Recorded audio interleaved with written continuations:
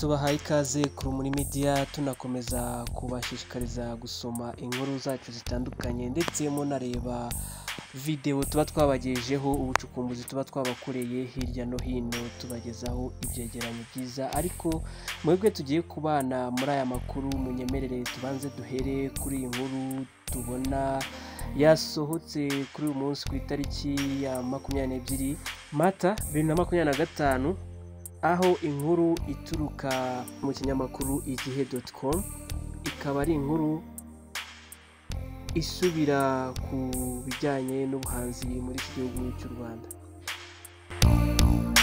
Abadepite batabarije abahanzi bakora ibihangano bigakiza abatarabiruhiye. Iyi ni inkuru yagarutseho ndetse ikavugwaho na benshi, kuko hari abantu basigaye bakoresha ibihangano by'abandi mu nyungu zabo bwite, ariko ba nyiri ibyo bihangano ntihagire ikintu bibamarira. Abadepite mu nteko ishinga amategeko y'u Rwanda basabye Minisiteri y'Urubyiruko n'Iterambere ry'Ubuhanzi gufasha abahanzi kugira uburenganzira bwo kubyaza umusaruro ibihangano byabo, nko kuba barabishoyemo imari bagamije kunguka. Ibi babigarutseho kuri uyu wa kabiri, ubwo abagize Komisiyo y'Uburezi, Ikoranabuhanga, Umuco na Siporo y'Urubyiruko bagiranaga ibiganiro na Minisitiri w'Urubyiruko n'Iterambere ry'Ubuhanzi ku ishyirwa mu bikorwa rya politiki y'urubyiruko yo muri Nzeri mu 2015, hagamijwe kumenya uko ishyirwa mu bikorwa. Depite Bitunguranye Diogene yagaragaje ko abahanzi usanga bakora ibihangano ariko bikabyazwa umusaruro n'abandi batabiruhiye, kandi umuhanzi ntagire icyo abonaho. Uyu mudepite yagize ati, ndagira ngo mbabaze, abantu barahanga ukabona umuntu afite igihangano cye, bwacya ukabona undi yagicuruje nta burenganzira afite, undi ukabona ari kugicuranga yakiganye. Minisiteri ikora iki kugira ngo uburenganzira bwa nyiri igihangano bubungabungwe, kandi igihangano cy'umuntu gikomeze kumugirira akamaro igihe cyose, kuko aba yaragihanze akagishoramo imari kugira ngo kimubyarire inyungu. Visi Perezida wa Komisiyo yavuze ko iyo ubuhanzi budashyigikiwe ngo bubyarire inyungu ababukora uko bikwiye, bica intege abandi bari bafite impano.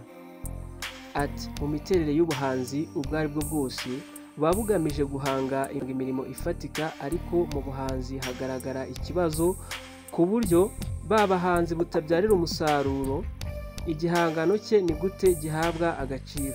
Harimo nk'abo usanga batubwira ko twabigiyemo turi mu rubyiruko ariko turashaje, n'ubundi turacyari abakene, bigaca intege rwa rubyiruko kandi rufite impano. Minisitiri w'Urubyiruko n'Iterambere ry'Ubuhanzi Dr Utumatwishima Jeanne Paul Abdallah yagaragaje ko hagiye gushyirwaho ikigo cya leta kizajya gikurikirana ibijyanye n'uburenganzira ku bihangano ndetse no kubibyaza umusaruro abahanzi bakabona inyungu.